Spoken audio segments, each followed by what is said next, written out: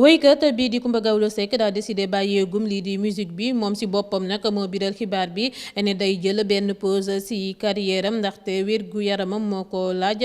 laata muy naan sax opéré nañu ko ndax feebaru occlusion intestinale maanaam benn blocage buy tee ñam yi liquide yi ak yi ni mel mu ngir ñu mën a circuler normalement ci intestin bi ba tey rek moom woykat bii di Coumba Gawlo Seck dal di xamle nekki démb ci alxames gi ne dafay retiré wu aguma ci scène musicale nationale bi ak internationale bi yëpp ngir ay jafe-jafe wér gu yaram bu laal voix wam bi. Coumba Gawlo Seck nag nee na dina étonné nit ñi ndax la mu ko wax ndaxte fii Afrique dañuy naan rek nañu nëbbatu di nëbb lépp waaye moom dafa jël décision boppam wax ak fans yi ak askan wi yëpp ngir ñu mën a comprendre moom sax nee na ay weer la def ba mu defee opération bi ak léegi ñu dagg intestin wam yi si lu jege benn mètre ba ñu ko opéré ba noppi nee na nag muy sant yàlla gannaaw ba mu si génnee si jàmm ak salaam ba loolu weesoo la ne médecin yi diagnostiqué nañu ay dommages si corde vocale yi gannaaw tube bu ñu introduire di koy tere wéy ngir benn moment ak yenn saay sax wax ji waaye nag Coumba Gawlo daal dinay diggée ni dina rester en contact ak fansam yi à travers activité sociale am yi ak rek clipam bu mujj bi di borom daaru woykat bi ñaax na tamit askan wi ngir ñu bañ baisser les bras wéy di respecter mesures barrières yi ngir moytandiku coronavirus bi laata muy remercier ñëpp ñu ko soutenir nga xam ne bokk na si yaayam Fatou Kiné Mbaye ak tamit njiitu réew mi Macky Sall mu xamle ko moom woykat bile à la voix d'or di Coumba Gawlo Seck. salaamaaleykum mbokk yi ak xarit yi yéen ñi ñu seetaan fii ci Sénégal Afrique ak yeneen i réew àdduna man Coumba Gawlo maa leen nuyu balaa dara di leen souhaiter une bonne heureuse année 2021 di leen ñaanal atum 2021 bi nga xamante ni moom la ñu dugg nekk atu jàmm atu xéwal atu naataange ndax gis ngeen ni génn nañu 2020 bi ak ay jafe-jafe yu bari ndax wopp ji nga xamante ni moo di coronavirus ñu ñëwit di dugg 2021 di ko doore muy lu metti lool waaye bu mu tax benn yoon kenn wàcce say loxo ne ñépp takku taxaw temm yokku ngëm gi yokku fit gi yokku pasteef gi te it wéy di respecter mesures barrières yi bu ko defee suñu boroom dinañu ci dimbali kon maa ngi ñaanal ñépp atum jàmm atum xéwal tey nag dama ñëw waxtaan ak yéen ak naqar bu bari ci benn mbir boo xamante ni nii lu ma soxal la loo xamante ni nii am naa beaucoup de tristesse ak difficulté wax ci waaye ma ne naa ci waxtaan ak yéen rek ndax it boo dee artiste nekk personnalité internationale nationale internationale àddina di la dégg baax na léeg-léeg bu mbir amee di la nar a pousser nga war a def ab diir ab toog boo xamante ni nii dangay deltu gannaaw tuuti dallu ci sa liggéey nga waxtaan ci ak say sopp nga waxtaan ci ak àddina nga waxtaan ci ak seen réew moo waral nag tey ma ñëw di waxtaan ak yéen di leen xamal daal ak naqar bu bari ne lii di mbirum way moom dinaa ko xaw a teg tuuti ci suuf ba ci kanam li ko waral nag mooy tawat rek ju ndaw joo xamante ni nii mu ngi ci sama baat te waykat moom baatam te gannaaw nag docteur yi saytu nañ ko gis ni dama war a toog ab diir daal bañ a way ndax li nga xamante ni nii moo ko waral tere na maa way ba mënumaa way teg ci it léeg-léeg sax mu tere maa wax kon dama war a ab diir rek toog ci langu way bi ma teg ko fee arrêté pour un moment xam naa nag dina jaaxal ñu bari bu ma ci waxee ndax suñu société Afrique moom dañuy waral ni wopp kenn du ko wax danga war di nëbbatu waaye man li ma gëm mooy suñu boroom moom moo jiitu ci lépp mooy nekk ci digg ba te moo mujj ci lépp teg ci it boo amee ay fans am ay sopp am ay partenaire seq ak ñoom ay liggéey say sopp di la xaar di la séenu baax na lu mel nii bu amee ba tax laa empêché nga def sa liggéey bi tax nga mën a saafonte ak say fans nga toog wax ak ñoom ñu xam ne ah ñun kat suñu artiste bi buñ ko gisul lii moo ko waral waaye du ne suñu artiste daa yàccaaral wala dafa toog wala dafa des gannaaw déedéet loolu waralu ko benn yoon dafa am raison bu valable boo xamante ni nii rek moo ko waral te loolu yëpp li ko waral mooy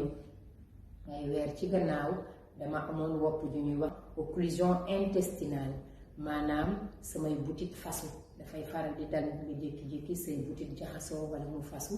ba tax ñu daal di may yóbbu urgence opéré ma dagg ci sama intestin bi lu toll maanaam samay boutique lu tolloo mètre ak lu teg ngir mën maa sauver may sant nag suñu borom bu baax bi ma ci génnee waaye nag bu ma ci génnee yàlla dafa def bi samay docteur diagnostiqué ni gis ni sama baat daal mënatu la wax mi nga am jafe-jafe ñu gis ni raakool ba nga xamante ni nii moom lañ ma defaloon ca opération ba moo indi ay endommagement yoo xamante ni nii moo waral ma xaw a toog ab diir waaye maa ngi sant suñu borom bu baax di dolliwaat di dellu ci suñu borom xam ne lépp moom la bëgg ngeen dalal seen xel yéen waa Sénégal ndax Sénégal moom ñëpp ma fi bëgg ñëpp ma fi jox cër Afrique noonu adduniyaa noonu ñu xam ne rek lu am yàlla la te maa ngi sant bu baax ndax bu ngeen dee xool loolu moo waral programme yi ma fi defoon yu mel ni Coumba Gawlo seen kër Coumba Gawlo chez vous jamono yépp defuma ko te weer wu jot daan naa ko def muy rendez-vous yu am solo yu ma daan def ak yéen waaye ñàkk mën a way loo xamante ni nii du ngeen mën a dégg la moo waral ma retiré wu ba loolu yépp defuma ko fexe naa nag may leen sama clip bii di borom ndaam ngir rek gën a saafonte gi yéen samay fans te ni ma ko defee ci loolu dinaa fexe def ko ci yeneen vidéo ci yeneen activité ndax xam ngeen ni man Coumba Gawlo bu way yu wéyee am naa yeneeni activité yu bari yu may def ci mbirum jigéen ñi mbirum xale yi mbirum seen àq ak ay yelleefu doomu aadama yooyu dinañ ci mën a saafonte pour rek ma mën a garder contact bi ak yéen ci sama ay plateforme YouTube Instagram Facebook ak yeneen i activité di leen gërëm te di leen sant bu baax bala may jeexal nag damay dellu sant samay waajur commencé ci sant bi sama yaay ndax jamono yi ma tëdd tawat yépp gis naa taxawaayam bu baax ci sama wet moom ak sama famille ma di leen gërëm gannaaw ba ma sant suñu borom bu baax di leen sant di gërëm it kilifa diine yi kilifa aada yi nga xam yépp ñoom ñoo ma doon ñaanal fi ñu ne di ma taxawu ma di leen gërëm ñoom tamit di leen sant bu baax di gërëm it bu baax son excellence le président de la république Macky Sall monsieur le président jërëjëf ci sa taxawaay gis naa ko bu baax may gërëm les chirurgiens les médecins les infirmiers yi nga xamante ni nii yépp ñoom ñoo ma taxaw woon vraiment def ko seeni mbir ci sama tawat ji yépp maa ngi leen di gërëm te di leen sant di gërëm it sama xarit Amadou Kane Diallo ci taxawaayam di gërëm sama sœur Mame Ndak Sy di gërëm honorable député Mously Diakhaté sama mag jooju moom it ci taxawaayam ci sama wet à tout instant ba jamono yi ma nekk di gërëm sama staff ci seeni taxawaay ñoom ñépp ma di leen sant di leen gërëm xam naa ni sax dina jaaxal ñu bari ñu ne waaw kii moom def na fi clip vidéo bi dafa tawat mais loolu lépp pour wan leen rek ne jom la xëy na kuñ ko waxoon doo ko gëm ni vidéo booba sax ba ma koy def sama wér-gi-yaram mayuma ko waaye man li ma xam ci àdduna mooy jom ak it nit ki ngay prendre sur soi lu mu metti metti nga def li nga war a def boo paree nag nga soog a dem ci leneen loolu yëpp te mënuma ko woon bañ a def pour samay fans moo tax ma def ko di leen gërëm di leen sant di leen wax ni am na projet yu bari yu ma dencoon def ko dinaa ko génne jamono yi muy ay vidéo ay clip ak yeneen loolu yëpp rek pour saafonte gi yéen di sàkku ci yéen ñaan di leen gërëm di leen sant te dalal seen xel jërë ngeen jëf. Je vais en quelques mots essayer de traduire le message que je viens de dire en wolof en français afin de permettre à nos amis qui ne comprennent pas notre langue de comprendre la teneur de mon message. Mais avant cela, je voudrais vous présenter à vous qui nous regardez à travers le Sénégal, l'Afrique et dans le monde mes vœux les meilleurs, mes meilleurs vœux de bonnes et heureuses années 2021. Que cette année 2021 soit une année lumière pour vous, vos proches, vos parents et vos amis. Nous sommes sortis de 2021 avec beaucoup de difficultés à cause de la maladie à coronavirus et nous entamons aussi 2021 avec toujours cette pandémie qui continue de sévir. Mais ne baissez jamais les bras, continuez de garder la foi et continuez aussi de respecter les mesures barrières, car cela pourra nous de cette pandémie qu'est le coronavirus.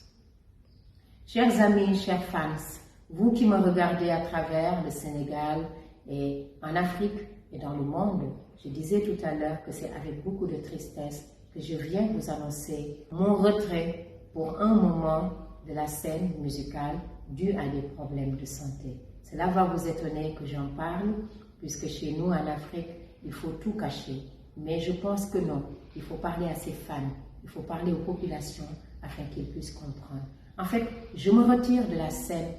musicale pour un moment, puisque je suis en ce moment dans l'impossibilité de chanter, parfois même de parler. Il y a quelques mois de cela, j'ai été opérée d'une occlusion intestinale qui a mené à ce que mon intestin soit amputé d'1 mètre à quelque. Et il s'est trouvé qu'à la sortie de cette maladie, je rends d'ailleurs beaucoup grâce à Dieu de m'en être sortie, il s'est trouvé qu'à la sortie de cette intervention, les médecins ont diagnostiqué que le tube qui a été mis dans ma gorge, parce que j'ai été intubée, et ce tube a créé des dommages au niveau de mes cordes vocales, m'empêchant de chanter pour un bon moment, parfois même de parler. Au vu de cela, je viens aujourd'hui vous informer que pour un moment, je vais me retirer de la musique, mais malgré tout, nous allons rester en contact puisque vous avez vu récemment que je vous ai offert mon dernier clip vidéo Borom Dam, et à travers mes autres actions, notamment dans le cadre de la lutte contre les violences faites aux femmes, l'éducation des enfants, le respect scrupuleux des droits humains, je pourrai continuer à garder le contact avec vous et à continuer à garder cette flamme et véhiculer des messages forts. Et nous pourrons bien sûr continuer à nous retrouver, à garder le contact à travers mes plateformes telles que Facebook, Instagram, Twitter et ma chaîne YouTube, entre autres. Et d'ailleurs, si vous le constatez, mon programme dénommé Kumba Gawlo Sen Keur, Kumba Gawlo chez vous, ça fait un bon moment que je n'ai pas pu vous le présenter. Ben, sachez que la raison est toute simple, c'est dû à mon état actuel. Et je rends grâce à Dieu et je reste convaincue que très bientôt nous allons nous retrouver. Je vous demande de continuer à prier pour moi. Je ne saurais terminer après avoir rendu grâce à Dieu sans remercier ma famille, à commencer par ma mère qui n'a ménagé aucun effort pendant toute la période où j'ai été malade et qui a continué à m'accompagner pendant toute cette dure épreuve. Je voudrais aussi remercier les guides religieux, les guides spirituels qui ont beaucoup prié pour moi et qui continuent de prier pour moi. Remercier son Excellence le président Macky Sall d'avoir été à mes côtés. Monsieur le Président, merci d'avoir été à mes côtés à chaque instant de cette dure épreuve. Je voudrais aussi remercier ma sœur Mame Daxi, ma grande sœur, l'honorable député Mousty Diakhaté, les médecins, les chirurgiens, les infirmiers qui ont été à mes côtés et qui continuent d'être à mes côtés. Mon ami fidèle de tous les jours, Amadou Kane Diallo, mon grand frère, mon chef d'orchestre Laye Diagne, ainsi que tous mes musiciens. Et enfin, mon staff pour le travail fabuleux qu'ils continuent de faire, qu'ils ont eu à faire et qu'ils continuent de faire pendant toute cette période. Merci à vous tous. Je vous remercie. Que Dieu protège le Sénégal. Je vous demande de prier pour moi. Je prie pour vous. Que Dieu protège le Sénégal. À très bientôt dans d'autres aventures, dans d'autres activités avec moi-même, Kumba Gawlo, votre artiste. Merci beaucoup.